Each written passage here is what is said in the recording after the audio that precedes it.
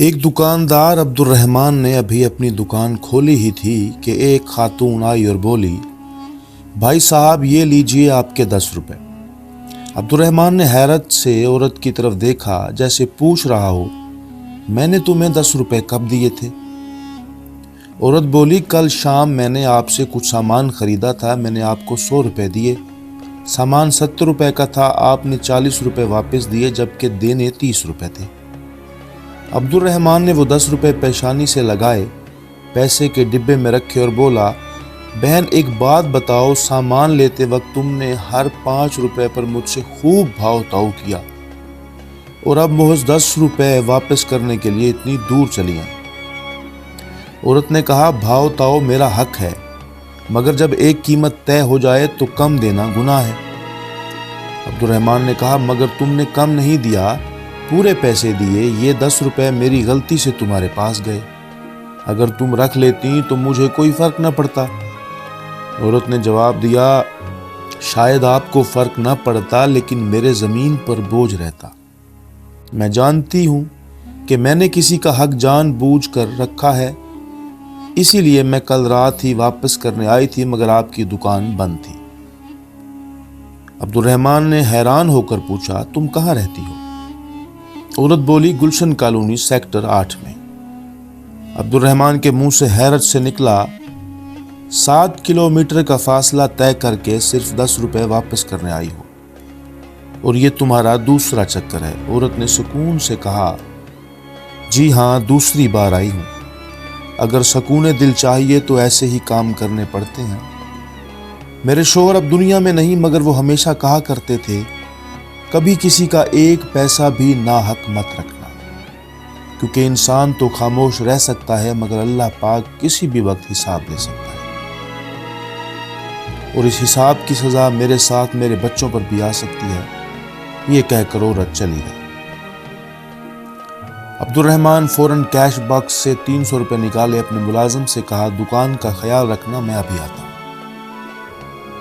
وہ قریب ہی ایک اور دکاندار فراز کے پاس گیا اور بولا، یہ لو تمہارے 300 روپے، کل جب تم سامان لینے آئے تھے میں نے تم سے زیادہ پیسے لے لیے تھے۔ فراز ہنس کر بولا، اگر زیادہ لے لیے تھے تو واپس کر دیتے، جب میں دوبارہ آتا، اتنی صبح صبح آنے کی کیا ضرورت تھی؟ عبدالرحمان نے کہا، اگر میں تمہارے آنے سے پہلے مر گیا تو تمہیں تو پتہ بھی نہیں چلتا کہ تمہارے پیسے میرے پاس ہیں، اسی لیے لوٹا دیے، کبھی نہیں پتا کہ اللہ پاک کب حساب لے لے اور سزا میرے بچوں کو نہ بھگتنی پڑے۔ یہ سن کر فراز خاموش ہو گیا، اس کے دل میں ایک زخم جاگا۔ 10 سال پہلے اس نے ایک دوست کاشف سے 3 لاکھ روپے قرض لیے تھے، اگلے دن ہی کاشف کا انتقال ہو گیا۔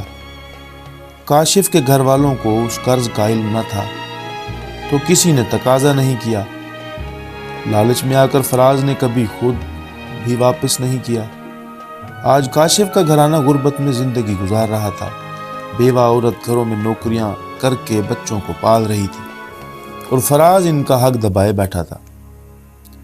عبدالرحمان کے الفاظ، اللہ پاک کسی بھی وقت حساب لے سکتا ہے، فراز کے دل و دماغ میں گونجنے لگے۔ 2-3 دن کی بے چینی کے بعد فراز کا ضمیر جاگ اٹھا، اس نے بینک سے 3 لاکھ روپے نکالے اور اپنے دوست کے گھر گیا۔ کاشف کی بیوہ اپنے بچوں کے ساتھ بیٹھی تھی، فراز نے اس کے قدموں میں گر کر معافی مانگی۔ 3 لاکھ روپے اس کے لیے بہت بڑی رقم تھی، اس کی آنکھوں سے آنسو بہنے لگے اور اس نے فراز کو دعائیں دی۔ یہ وہی عورت تھی جو 10 روپے واپس کرنے 2 بار دکاندار کے پاس گئی تھی۔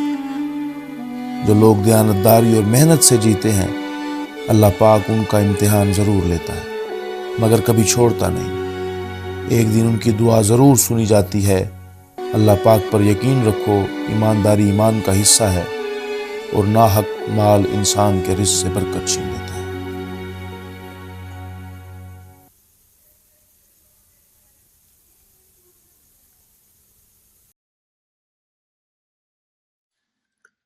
اگر آپ ہمارے اس چینل پر نئے ہیں اور اس طرح کی کہانیاں سننا پسند کرتے ہیں تو ہمارے چینل حکایت زمانہ کو سبسکرائب کریں اور بیل کے آئیکن کو ضرور پریس کریں تاکہ آنے والی تمام کہانیوں کے نوٹیفیکیشنز آپ کو ملتے رہیں۔